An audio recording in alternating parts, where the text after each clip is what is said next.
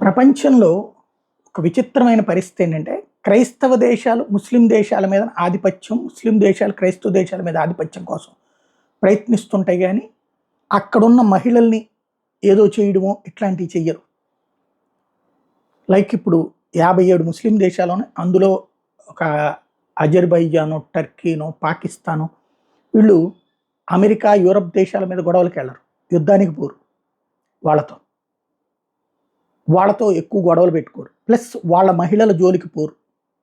అట్లాగే క్రైస్తవ దేశాలు అంటే 85 దేశాలు కూడా ముస్లిం దేశాలతో సైకలాజికల్‌గా వివాదాలు ఉన్నాయి. వీళ్ళు వెళ్ళి వాళ్ళ మీద యుద్ధాలు చేయరు, వాళ్ళదేదో తీసుకుపోవడానికి చూసుకోరు.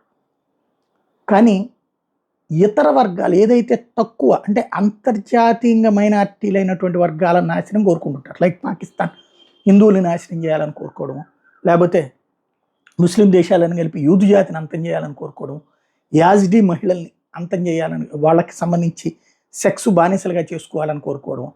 ఫస్ట్ యాజ్డీ మహిళల్ని పట్టుకుంటారు. పట్టుకున్న తర్వాత వాళ్ళని సెక్స్ బానిసలుగా ఉండమంటారు. ఉంటే రోజుకి కొన్ని వందల వేల మంది రేపులు చేస్తుంటారు. దారుణం అనమాట, ఏం లేదు.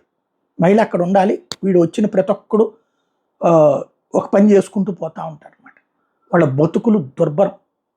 అట్లా అంగీకరించని వాళ్ళని అంటే వాళ్ళు అట్లా అంగీకరించాలి. అంగీకరించకపోతే ఇదివరకటి రోజుల్లో పొడి చేయడాలు ఉండేది. ఇప్పుడు బహిరంగ ఊరేగింపు జరిపి మిగతా యాజ్డీ మహిళని భయపెట్టడం కోసం బహిరంగంగా తగలబెట్టడం, ఇదిగో ఇట్లాంటి వీటిట్లో పెట్టి తగలబెట్టడం అనేటటువంటి కార్యక్రమాలు చేస్తున్నారు. ఇది అంతర్జాతీయ సమాజాన్ని మొత్తానికి తెలుసు. మానవ హక్కులు, పౌర హక్కులు వీళ్ళందరూ పుస్తకాల్లో రాసుకోవడానికి పరిమితం. బట్ వాళ్ళ మీద ఈ దేశాలన్నీ కలిపి యాక్షన్ తీసుకో. ఇక్కడ ఇదే విచిత్రం ప్రపంచంలో.